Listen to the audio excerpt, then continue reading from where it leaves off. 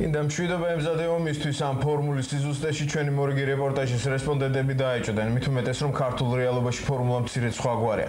რისთვის უნდა ემზადო თუ შერიგება გინდა? შერიგების სურვილი 2004 წლის ბოლოს რამდენჯერმე ხამამაღლა გაცხადა. 2005 წლის 10 იანვარამდე თბილისმა სოხუმსა და ცხინვალს შერიგების პირობები უნდა გააცნოს.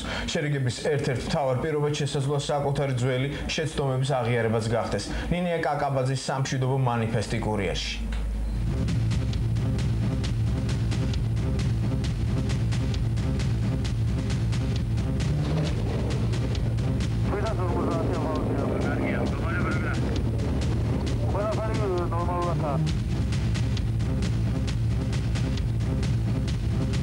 ახალი ხელისუფლების პირობებში ახალი საქართველო, ახალი და ძლიერი ჯარის შენებას, ახალი ენთუზიაზმით ისხებს, რომელსაც ისევე როგორც ყველაფერს თავისი ორი მხარე აქვს, დადებითი და უარყოფითი. ყველასათვის ცხადია, რომ ნებისმიერი სახელმწიფოსათვის და განსაკუთრებით ისეთი პატარა ქვეყნისათვის, როგორც საქართველოა, ძლიერი ჯარი აუცილებელია. ამ ძალის დემონსტრირება მედიის საშუალებით ხდება და არსებობს ისეთი მოსაზრებაც, რომ დღეისათვის ტელეჯარი შეიქმნა. შევარდნაძის ხელისუფლება პოლიციურ სახელმწიფოს ქმნიდა. დღეს აქცენტი შეიცვალა. ამჯერად, როგორც ჩანს, მიმდინარეობს, ასე ვთქვათ, მართლაც ჯარის გაძლიერება და მაშინ თუ ის პოლიციური სახელმწიფო იყო, საფრთხე აქვს მილიტარისტული სახელმწიფო ავაშენოთ. სამხედრო წვრთნები უტარდებათ ყველას, რეზერვისტებს, ჟურნალისტებს და მზრუნველობას მოკლებულ ბავშვებს.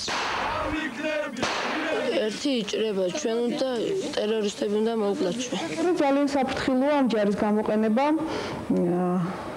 როგორც თქვა, მცდარი კონცეფციის სამსახურში. აი ვთქვათ, ისევე როგორც რუსეთი იყენებს თავის ჯარს, ეგრეთ წოდებული ტერორიზმის საფრთხის წინააღმდეგ.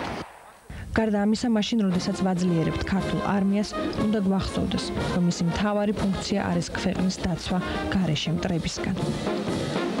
მე არ დავასახელებ ცნობილ პოლიტიკოსებს, რომლებიც ხელისუფლებაში არიან, რომლებიც ოფიციალურად ლაპარაკობენ იმას, რომ ესე იგი საქართველოს ჯარი უნდა იქნებოდეს ისეთ პრინციპებზე უნდა იყოს აგებული, რომ მოაგვაროს შიდა ეთნიკური კონფლიქტები. ირაკლი ოქროაშვილი, მე გაძლევ ჩემ პრეზიდენტის სიტყვას, დარჩება თავდაცვის ministrat საქართველოს ტერიტორიული მთლიანობის აღდგენამდე. ეს არის არა ჯარის, არა ჯანდარმერიის ფუნქცია. არ შეიძლება რომ ნორმალურ საზოგადოებაში, სადაც სამოქალაქო ომები და სამოქალაქო კონფლიქტები ყველგან არსებობს, ბევრ ქვეყანაში არსებობს. რომ ჯარის მშენებლობა იმაზე, რომ ამ ჯარმა შეასრულოს ეს ფუნქცია. მიუხედავად იმისა, რომ საქართველოს პრეზიდენტი თავდაცვის ახალ მინისტრს ტერიტორიული მთლიანობის აღდგენის ვალდებულებას აკისრებს, ის აქცენტს კონფლიქტის მშვიდობიანი გზით მოგვარების თაობაზეც აკეთებს.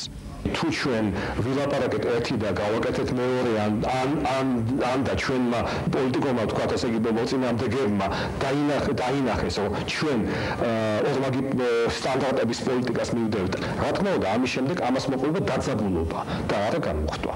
დაძაბულობის შედეგად ჩვენ კიდევ უფრო დავშორდებით კონფლიქტის მოგვარების პერსპექტივას და ჩვენ საბოლოოდ მივიღებთ უფრო გართულებულ პრობლემას. მაშინაც კი, როდესაც ძალა რეალურად გამოყენებული ჯერ არ იქნება.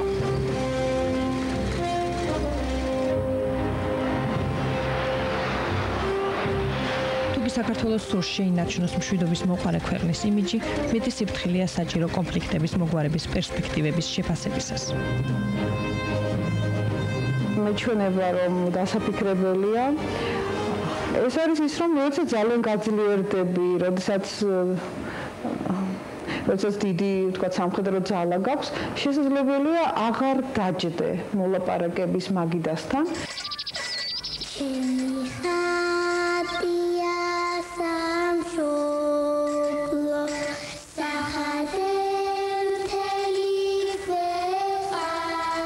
საქართველოს ახალ ჰიმნში, რომელიც პრეზიდენტის სცენარის მიხედვით არის შექმნილი, ბავშვები მონაწილეობენ. მათთან ერთად საბრძოლო ეროვნული ჯავშან ტექნიკა მოჩანს, რომელიც სიძლიერესთან ერთად ძალადობისა და მსხვერპლის ასოციაციასაც იწვევს.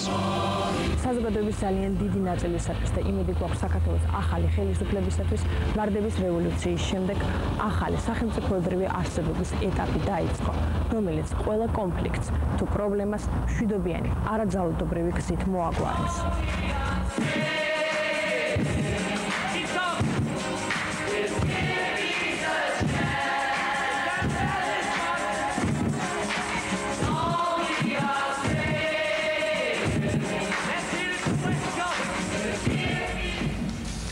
დღეს ამბები შემთხვევა ქუთაისში ქუთაისის ავტომაგისტრალ